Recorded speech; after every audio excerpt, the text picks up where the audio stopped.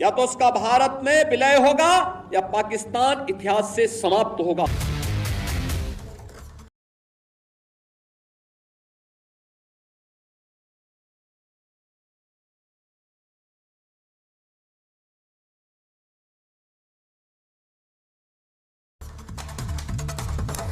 Postmortem के इस पहले एपिसोड में आपका स्वागत है। अगर मैं अपनी खुद की बात करूं तो मैं किसी भी पार्टी को नहीं मानता, क्योंकि मेरा मानना है कि सारी पार्टियां कमोवेश एक जैसी हैं। थोड़ा बहुत अंतर हो सकता है उनमें, उनकी विचारधाराएं एक दूसरे से काफ़ी मिलती जुलती हैं। शायद यही कारण है कि मैं किसी भी पार्टी को नहीं मानता। हर पार्टी स्वयं के लिए जीती है और स्वयं के लिए ही करती है। अगर थोड़ा बहुत कुछ करती है समाज के लिए, लोगों के लिए, तो उन पे एहसान जता कर करती है। ये चैनल मैंने इसीलिए बनाया क्योंकि काफ़ी दिनों से मेरे दिमाग में कुछ उथल पुथल चल रही थी। दोस्तों, समाज आज विभिन्न प्रकार के बुद्धिजीवियों से भरा हुआ है। हर व्यक्ति के अपने सोचने के तरीके हैं, चाहे वो जज हो, राजनीतिक पार्टी का नेता हो, समाज सेवा करने वाला कोई व्यक्ति हो या एक आम पब्लिक हो। विचारधारा सबकी अलग है। इन विचारधारा के अलगाव की वजह से ही हम सभी आपस में टकराते हैं।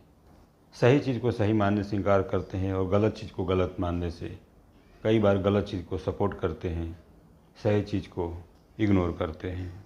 तो आइए अब मुद्दे की बात करते हैं, और वो मुद्दा है देश को फिर से अखंड भारत बनाने का। वीडियो की शुरुआत में आपने कुछ क्लिप देखे और कुछ स्क्रीनशॉट थे जिसमें योगी जी के मुंह से अखंड भारत बनाने की बात कही गई, और कुछ लोग उस पर कमेंट कर रहे हैं। कुछ लोग इसे सही मान रहे हैं, कुछ लोग गलत मान रहे हैं।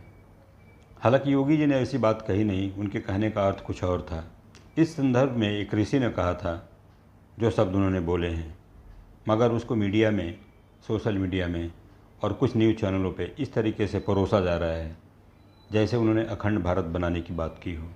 तो मुद्दा ये है कि अखंड भारत की तरफ जो सपोर्ट कर रहे हैं वो ज़रा सोचें, अखंड भारत क्या है।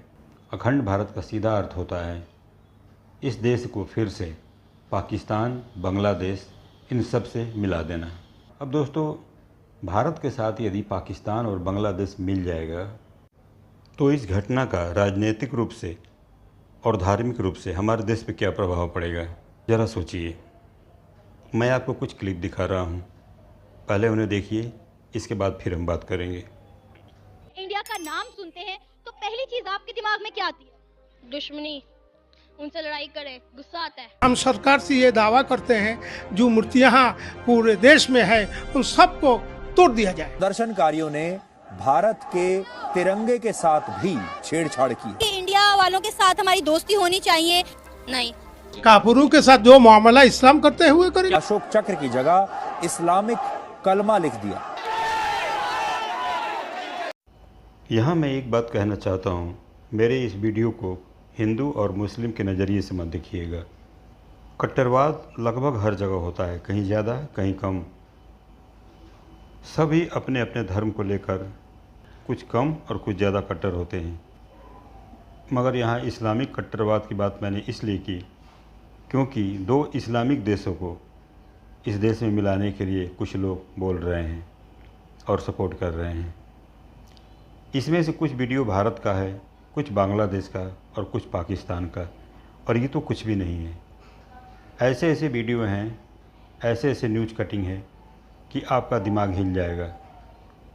तो ज़रा सोचिए, जहां हम अपने ही देश के अंदर आपसी झगड़े को नहीं सुलझा पा रहे हैं और हिंदू मुस्लिम हर समय होता रहता है, ऐसे में दो मुस्लिम कंट्रियों को, जहां की आबादी तकरीबन 35 करोड़ है, उस 35 करोड़ की आबादी यदि भारत में मिला दी जाए, आप समझिए क्या हो सकता है। कट्टरवाद कितनी बढ़ेगी।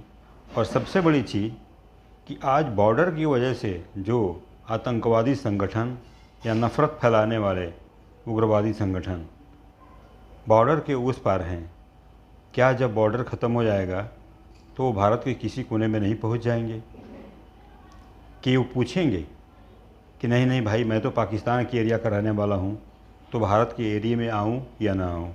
नहीं। और तब भारत सरकार के लिए आतंकवाद को रोकना बिल्कुल वैसे ही हो जाएगी जैसे कोई एक व्यक्ति एक चलती हुई ट्रेन को रोकने की कोशिश करे।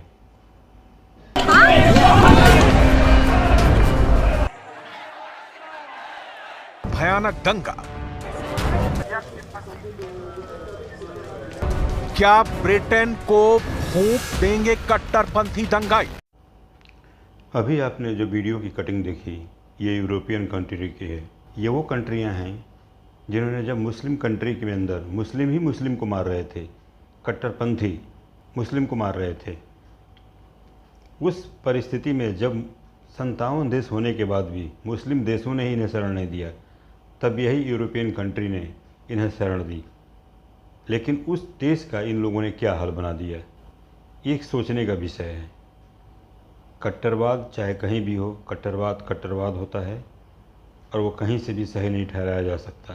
पाकिस्तान और बांग्लादेश को भारत में मिलाने के बाद राजनीतिक स्तर पे भारत शून्य हो जाएगा और तब यहाँ का सत्ता का केंद्र बिंदु मुस्लिम कम्युनिटी हो जाएगी।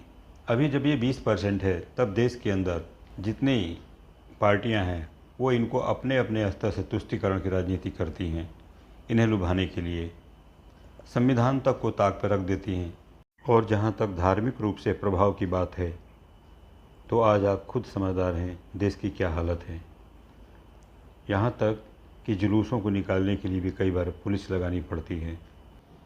अखंड भारत को जो लोग सपोर्ट कर रहे हैं उनके लिए मेरा एक सवाल है, और वो ये है, क्या आप अपने पड़ोसी के ज़मीन को अपने में सिर्फ इसलिए मिलाना चाहते हैं क्योंकि आपकी ज़मीन बड़ी दिखाई दे?